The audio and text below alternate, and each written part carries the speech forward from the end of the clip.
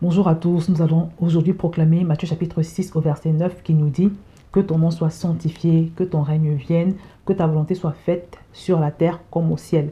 Alors, ce verset est une réponse que Jésus a apportée à ses disciples qui lui avaient demandé un jour comment est-ce qu'on prie.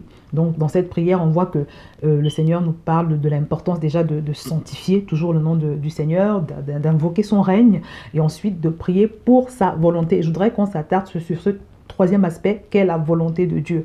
Et la volonté de Dieu a à voir avec sa parole, parce que quand on parle de la parole de Dieu c'est simplement l'expression de ce que Dieu veut, c'est sa volonté.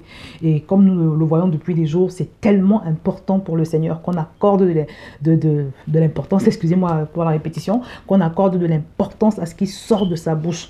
Donc, je voudrais donc qu'on parle de l'importance de tenir compte de la volonté de Dieu quand on prie, de ce que Dieu veut quand on prie.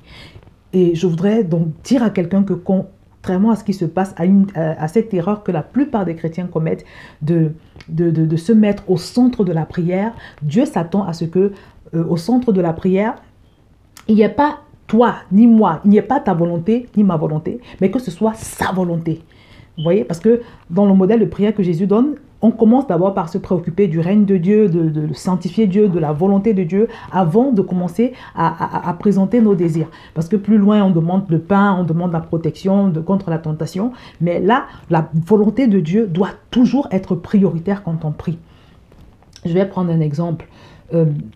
Imaginons que tu es dans une relation avec un homme. Tu es dans une relation avec un homme, vous êtes dans votre péché de fornication et tout, et puis tu arrives dans la foi. Tu reçois Jésus comme Seigneur et Sauveur. Et maintenant, tu commences à prier pour que cet homme se convertisse afin que tu puisses, voilà, vous puissiez vous marier.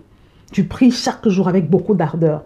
Là, tu n'es pas en train d'obéir à cette recommandation de Jésus, parce que dans un cas comme celui-là, la bonne prière, c'est celle qui demande à Dieu, Seigneur, quelle est ta volonté en ce qui concerne cette relation. Tu n'as pas à prier directement en demandant au Seigneur de toucher le monsieur, de tout faire pour que votre mariage puisse avoir lieu malgré qu'il n'est pas converti.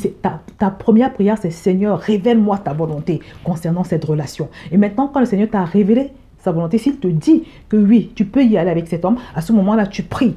Tu pries pour qu'il touche son cœur et tu vas voir que ça va aller facilement. Je ne sais pas quel autre exemple je peux prendre.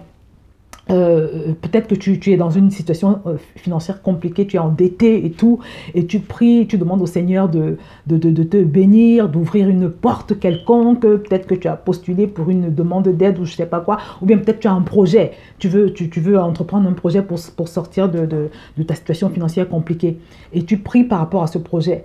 Là également, c'est une erreur. La première des choses, quand tu te retrouves dans une situation compliquée où tu es endetté, tu dois de l'argent à beaucoup de personnes, la première chose, c'est quelle est ta volonté, Seigneur, concernant cette situation, avant de présenter tout autre sujet de prière. Donc, je voudrais juste relever l'importance, quand on prie par rapport à une chose, de toujours commencer par chercher à savoir, Seigneur, au fait, qu'est-ce que tu dis même concernant cette situation?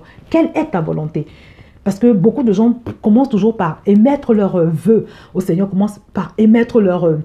C'est-à-dire, c'est comme si c'est eux qui donnaient la direction au Seigneur. Et quand tu pries comme ça, c'est vraiment, c'est du désordre en fait. C'est du désordre. Et tu as de fortes chances de ne pas être entendu. Donc, mes bien-aimés, j'espère que vous avez compris. C'est vraiment assez important, la volonté de Dieu, la volonté de Dieu. S'il est ton Dieu, tu dois faire passer sa volonté avant la tienne. Et de toutes les manières, c'est une marque de sagesse. Parce que Dieu est beaucoup plus intelligent que toi. Tu vois, et quand tu lui donnes je veux dire, quand tu donnes la direction à la prière, quand tu pries selon ta sagesse, c'est un peu comme si tu voulais dire que tu es plus intelligent que le Seigneur, ce qui n'est pas le cas. Donc vraiment, je compte sur toi, sur nous tous, pour réorienter nos prières selon le plan de Dieu, parce que tout ce qui se fait selon le plan de Dieu est destiné au succès. Je vais m'arrêter là, je te laisse me mettre ton verset en bas de cette vidéo, et je te dis à la prochaine séquence de proclamation de la parole du Seigneur.